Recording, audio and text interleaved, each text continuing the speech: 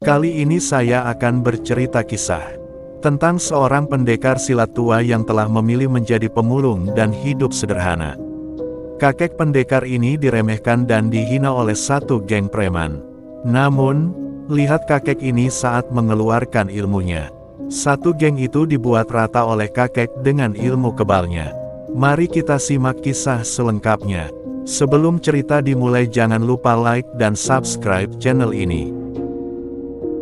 Di sebuah kota kecil yang berjejal di antara hiruk-pikuk manusia dan debu jalanan, hiduplah seorang pria tua bernama Pak Gunarto, atau yang biasa dipanggil Pak Gun. Ia adalah seorang pemulung tua, setiap hari mengais barang bekas di jalanan, mengenakan baju lusuh dan sandal jepit yang hampir putus. Kehidupannya sederhana, cukup untuk membeli makanan seadanya dan menyewa gubuk kecil di sudut kampung. Tak banyak yang tahu bahwa di masa mudanya, Pak Gun dikenal sebagai pendekar hebat dengan gelar Bayang Kelana. Nama itu menggema di jagat persilatan sebagai seorang pendekar tak tertandingi, menguasai jurus-jurus silat langka dan memiliki ilmu kebal yang hanya dimiliki sedikit orang. Namun, satu tragedi besar membuatnya memilih meninggalkan dunia persilatan, mengabdikan sisa hidupnya dalam kesederhanaan. Namun, kesederhanaan itu sering disalahartikan sebagai kelemahan. Di lingkungan tempat Pak Gun tinggal, sekelompok preman kampung yang dikenal sebagai geng Raja Wali Besi sering membuat onar. Mereka memeras pedagang kecil, menguasai wilayah, dan tak segan-segan menghina siapa saja yang tampak lemah.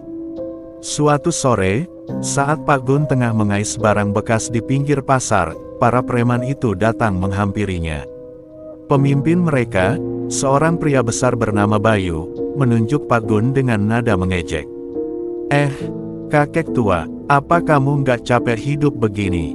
Kayak sampah saja, hahaha, kata Bayu, diiringi tawa keras anak buahnya. Pak Gun tetap tenang, membungkuk memungut kaleng bekas yang tergeletak.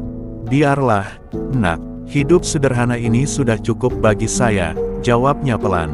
Namun Bayu tak puas. Ia menendang karung yang dibawa Pak Gun hingga isinya berceceran. Kalau begitu, bayar pajak dulu kalau mau cari barang di sini. Cepat serahkan uangnya. Pak Gun berdiri perlahan, pandangan matanya tajam namun tetap tenang. Saya hanya punya sedikit uang untuk makan, nak. Jangan ganggu orang tua seperti saya. Mendengar itu, Bayu melangkah mendekat dan menepuk pundak Pak Gun dengan kasar. Kakek tua sok bijak, iya. Kalau nggak mau bayar, kami buat hidupmu tambah susah. Pak Gun menarik napas dalam. Ia ingin menghindari keributan, tapi kesabaran ada batasnya. Ketika salah satu anak buah Bayu mulai mendorongnya, tanpa ada yang menyadari, seberkas angin dingin menyapu udara. Pak Gun melangkah ke belakang satu langkah, lalu berkata dengan nada rendah, "Aku tak suka kekerasan. Tapi kalau kalian memaksa, jangan salahkan aku jika tubuh kalian tak lagi merasakan ampunan." Tawa preman itu menggema. "Halah, kakek tua, sok ancam," seru Bayu, memberi aba-aba pada anak buahnya untuk menyerang. Dalam sekejap, tubuh Pak Gun bergerak dengan lincah. Tangannya, yang terlihat renta, menyapu udara seperti angin. Sebelum mereka menyadari apa yang terjadi, tubuh para preman itu berjatuhan satu persatu.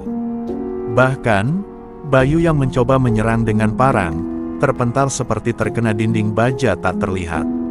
"Ilmu apa ini?" jerit salah satu preman sambil terjatuh. Tubuhnya gemetar melihat wajah Pak Gun yang kini tampak begitu berbeda, matanya bersinar dengan wibawa. Pak Gun berdiri tegap di tengah-tengah mereka yang tersungkur. "Ini adalah peringatan terakhir. Tinggalkan jalan sesat, atau dunia akan memberi balasan yang lebih berat." Suaranya bagaikan gemuruh, meskipun diucapkan pelan. Melihat hal itu, geng Raja Wali Besi berlari ketakutan, meninggalkan senjata mereka yang tercecer.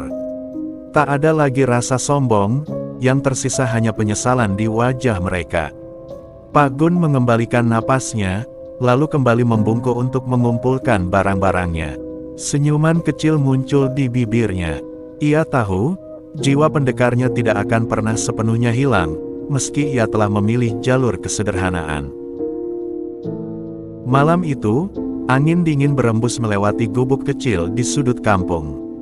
Pak Gun tengah duduk di kursi kayu tua, menikmati secangkir teh hangat setelah seharian bekerja. Ia menatap keluar jendela, di mana bulan purnama menggantung di langit. Namun, perasaan damai itu perlahan berubah ketika ia merasakan sesuatu, tekanan energi yang begitu familiar, sesuatu yang sudah lama ia tinggalkan. "Ternyata kau masih hidup, Bayang Kelana," sebuah suara berat tiba-tiba terdengar dari luar. Pak Gun menoleh. Di ambang pintu, berdiri seorang pria besar berambut panjang beruban, mengenakan pakaian hitam yang robek di beberapa bagian. Wajahnya penuh dengan bekas luka, tapi sorot matanya tajam, seperti elang yang siap menerkam.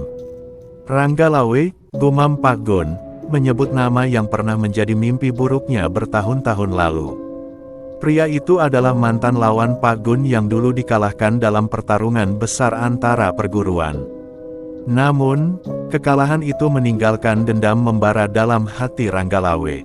Ia menghilang dari dunia persilatan, tetapi desas-desus tentang dirinya tetap menghantui. "Aku sudah mencari jejakmu selama bertahun-tahun," kata Ranggalawe sambil melangkah mendekat. "Ternyata, kau memilih hidup seperti pemulung hina. Memalukan, pendekar hebat seperti dirimu membuang nama dan kehormatan begitu saja." Pak Gun tetap tenang. "Aku sudah meninggalkan dunia persilatan, Ranggalawe. Kebencian dan dendam hanya akan merusak jiwa. Lepaskanlah." Ranggalawe tertawa keras, suaranya memecah kesunyian malam. "Kau pikir aku datang ke sini untuk berdiskusi soal jiwa?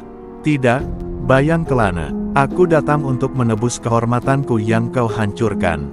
Kau dan aku akan bertarung. Sekarang." Pak Gun menggeleng perlahan. "Aku tidak akan bertarung denganmu, Ranggalawe. Dendam hanya akan melahirkan lebih banyak luka." Tapi Ranggalawe tidak mau mendengar. Ia menyerang dengan tinju yang menggelegar, menghantam pintu kayu gubuk hingga hancur berkeping-keping. Pak Gun melangkah mundur, menghela napas panjang. "Aku sudah mengingatkanmu," katanya sambil berdiri tegak, tatapannya berubah tajam. Pak Gun tidak ingin mengeluarkan kekuatannya, tetapi serangan Ranggalawe memaksanya. Dengan satu gerakan ringan, ia menangkis pukulan itu menggunakan telapak tangannya. Ranggalawe terpental beberapa langkah ke belakang, meskipun kekuatannya besar seperti gunung. "Ilmu kebalmu masih sekuat dulu rupanya," kata Ranggalawe sambil bangkit, wajahnya menyeringai. "Tapi aku tidak datang tanpa persiapan." Ia merogoh sesuatu dari balik pakaiannya, sebuah kantong kecil berisi bubuk hitam. Pak Gun langsung mengenali benda itu, racun lingsir malam, sebuah racun langka yang mampu melemahkan ilmu kebal sekalipun. "Kita lihat apakah kau masih bisa melawan ini." Ranggalawe menaburkan bubuk itu ke udara. Angin malam membawa racun tersebut mengelilingi gubuk kecil. Pak Gun cepat menutup hidungnya dengan kain, tapi efeknya mulai terasa.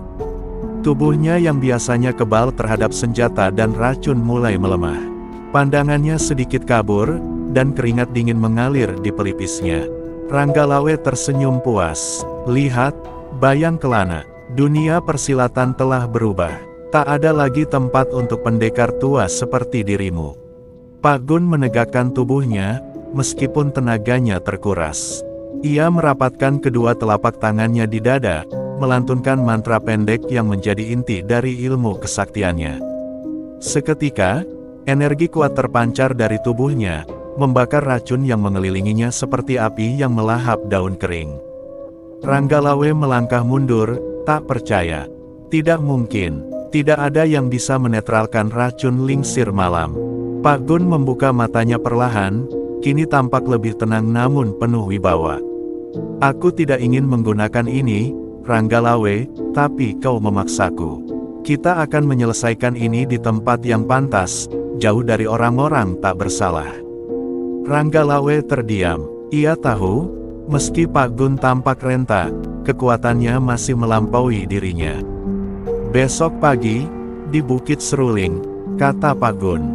"Kita selesaikan ini sekali untuk selamanya." Ranggalawe tersenyum dingin. Baik, Bayang Kelana. Besok kau akan melihat akhir dari semua ini.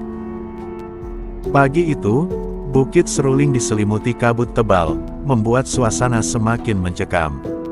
Angin membawa desiran dedaunan yang terdengar seperti bisikan pelan, seakan-akan alam tahu akan pertempuran besar yang akan segera terjadi. Di puncak bukit, Pak Gun berdiri tegap meski tubuhnya tampak renta. Di hadapannya, Ranggalawe menatap dengan penuh kebencian, matanya menyala seperti bara. Tubuh besar pria itu berdiri kokoh, energi berwarna gelap mengelilinginya. Ia sudah siap menuntaskan dendam yang bertahun-tahun terpendam. Kau sudah tua, Bayang Kelana. Ini adalah hari kematianmu, Ranggalawe berkata sambil mencabut senjata pilihannya, sebuah kapak besar yang berkilauan tajam. Pak Gun, tanpa menunjukkan rasa takut, hanya tersenyum tipis. Ia mengulurkan tangan dan mencabut tongkat bambu sederhana yang selama ini ia gunakan sebagai alat bantu berjalan. Hidup ini bukan soal kemenangan atau kekalahan, Ranggalawe. Tapi jika kau mencari akhir, aku akan memberimu jawabannya. Tanpa aba-aba, Ranggalawe menyerang lebih dulu. Kapaknya mengayun ke udara, menghantam dengan kekuatan dahsyat. Namun, dengan satu gerakan ringan, Pak Gun menghindar seperti angin yang bergerak tanpa suara. Tongkat bambunya berputar di udara, menangkis serangan dan mengarahkan kekuatan itu ke tanah, membuat tanah di sekitar mereka retak. Jurus lama yang sama, ejek Ranggalawe sambil menyerang lagi, kali ini lebih cepat dan lebih kuat. Namun, setiap gerakannya bagaikan diprediksi. Pak Gun tidak hanya menghindari serangan, tapi juga dengan tenang mengkonter dengan serangan sederhana namun mematikan. Dengan satu ketukan tongkatnya di kaki Ranggalawe, pria besar itu terdorong ke belakang, hampir kehilangan keseimbangannya. Kau terlalu mengandalkan kekuatan, ujar Pak Gun.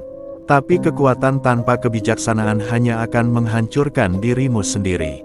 Ranggalawe menggeram. Ia melemparkan kapaknya ke udara dan meluncurkan jurus pamungkasnya, pukulan neraka gunung. Pukulan ini menciptakan angin badai yang menyapu bukit, pohon-pohon tumbang, dan tanah terbelah. Pak Gun memejamkan matanya, mengumpulkan tenaga dalam yang telah ia latih selama puluhan tahun. Saat badai itu mendekat, ia menghentakkannya tongkatnya ke tanah dan berteriak, "Badai bayangan!" Seketika, tubuh Pak Gun menghilang, hanya meninggalkan bayangan-bayangan yang bergerak cepat di sekitar Ranggalawe. Pukulan neraka gunung itu menghantam kosong, menghancurkan bebatuan tetapi tak menyentuh tubuh lawannya. Dalam satu detik yang menentukan, Pak Gun muncul tepat di belakang Ranggalawe dan memukul punggungnya dengan tongkat bambu. Suara dentuman keras terdengar, dan tubuh besar Ranggalawe terpental ke udara sebelum jatuh menghantam tanah.